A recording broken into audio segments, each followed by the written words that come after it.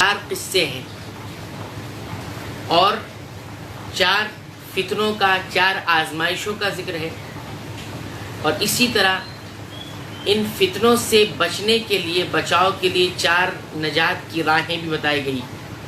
پہلا قصہ جو اس سورت کے اندر ذکر کیا گیا ہے وہ ہے اصحاب الکہف کا قصہ۔ اصحاب الکہف یعنی غار والوں کا قصہ اس میں ذکر کیا گیا ہے۔ یہ پہلا قصہ ہے۔ غار والوں کا کیا معاملہ ہے ہم اور آپ جانتے ہیں، تو یہ پہلا قصہ ہے۔ پھر اسی کے بالمقابل میں ہم یہ سمجھ لیتے ہیں کہ وہ 4 فتنوں میں سے پہلا فتنہ کیا ہے، کیونکہ یہ جو قصے ذکر کیے ہیں اسی کے بالمقابل میں وہ فتنے اور آزمائش بھی ذکر ہے۔ تو اصحاب الکہف کا جو قصہ ہے، غار والوں کو جو قصہ اس میں ذکر کیا گیا ہے، اور جس کے پیش نظر اس سورت کا نام بھی سورت الکہف رکھا گیا ہے، جس کے معنی غار کے ہوتے ہیں۔ تو پہلا قصہ اصحاب الکہف غار والوں کا قصہ ہے، اور اسی کے بالمقابل میں جو 4 فتنوں کا ذکر اس میں ہے، اس میں پہلا فتنہ اصحاب الکہف سے جو نکلتا ہے وہ ہے فتنۃ الدین، دین اور ایمان کا فتنہ، دین اور ایمان کی آزمائش۔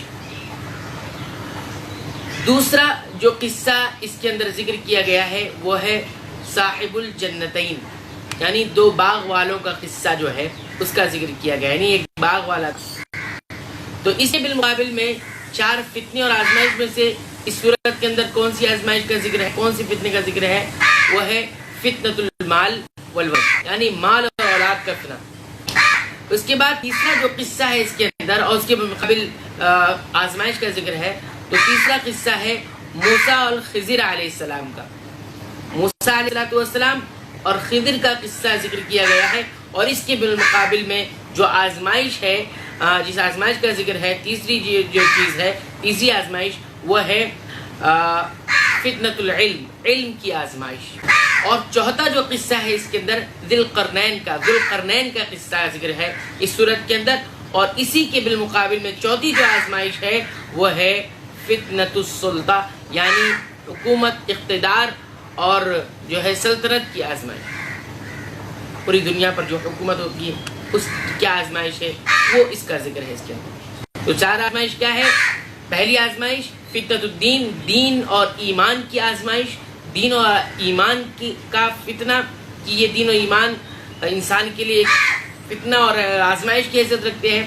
اسی طرح جو ہے آزمائش نمبر 2 کیا تھی؟ فتنہ نمبر 2 وہ ہے مال اور اولاد کا فتنہ، مال اور اولاد کی آزمائش۔ اسی طرح تیسرا جو فتنہ ہے وہ علم کا فتنہ، علم بھی آزمائش بن جاتا ہے۔ یہ تیسری نمبر کی آزمائش اس صورت میں ذکر کی گئی ہے۔ اس کے بعد چوتھی جو آزمائش ہے وہ ہے حکومت، اقتدار اور اسی طرح جو ہے سلطنت کی آزمائش۔ تو 4 قصے، 4 آزمائش۔ اب ہم یہ دیکھتے ہیں کہ اس میں نجات کا ذریعہ کیا ہے۔ جب انسان ان 4 آزمائش میں پڑے گا، 4 آزمائش میں سے ڈالا جائے گا، تو سورت کے اندر نجات کی راہیں کیا بتائی گئی ہیں؟ تو بنیادی طور پر 4 اس میں نجات کی راہیں بھی بتائی گئی ہیں، کہ اصحاب الکہف کا جو غار والوں کا جو قصہ ذکر کیا گیا ہے، ان کی آزمائش جو ہوئی تھی دین و ایمان کی آزمائش تھی ان کی۔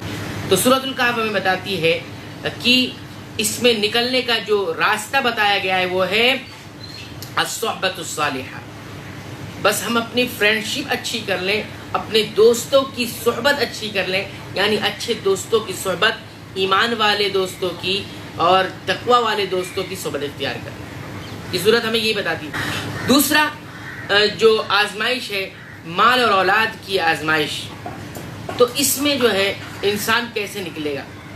سورۃ الکہف ہمیں بتاتی ہے کہ اس سے نکلنے کا ذریعہ کیا ہے، کہ انسان دنیا کی حقیقت کو جانے۔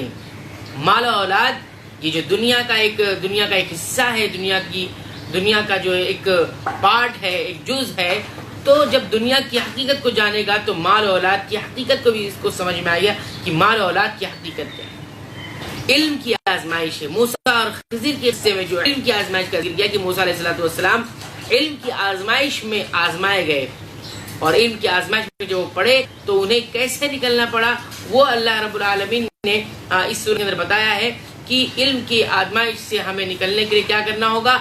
تواضع اختیار کرنا ہوگا۔ علم پر گھمنڈ و غرور نہیں کرنا۔ علم پر اگر ہم گھمنڈ و غرور کرتے ہیں تو گویا ہم علم کی آزمائش میں پڑھ کر اپنے آپ کو ہلاک کر چکے ہیں. علم کی آزمائش میں ہم کھرے نہیں اتر رہے ہیں. اللہ تعالیٰ نے کسی کو بہترین علم دیا ہے، ماہر ہے کسی علم میں، کسی چیز میں جانکار، اس کی معلومات زیادہ ہے، علم اس کے پاس ہے، تو اسے تواضع زیادہ سے زیادہ اختیار کرنا چاہیے. چوتھی جو آزمائش ہے وہ ہے حکومت کی جو آزمائش ہے انسان کے اوپر، اس کی نجات کا ذریعہ کیا بتایا گیا ہے؟ اس کی نجات کا ذریعہ یہ صورت بتاتی ہے کہ وہ ہے الاخلاص. حکومت کس کی طرف سے ہے؟ یہ اللہ کی طرف سے ہے. اللہ تعالیٰ نے وقتی طور پر بطور امانت انسان کو اقتدار، انسان کو حکومت، انسان کو سلطنت دی ہے، لیکن انسان کے اندر جب اخلاص ہوگا تو یہ آزمائش کے طور پر جب یہ آئے گی تو انسان اس آزمائش میں کھرا اترے گا اور اس آزمائش سے اپنے آپ کو نکال لے گا. اس صورت کے اندر 4 قصوں کا ذکر کر کے 4 آزمائشیں انسان کو بتائی اور آزمائشوں سے نکلنے کی راہیں بھی بتائی.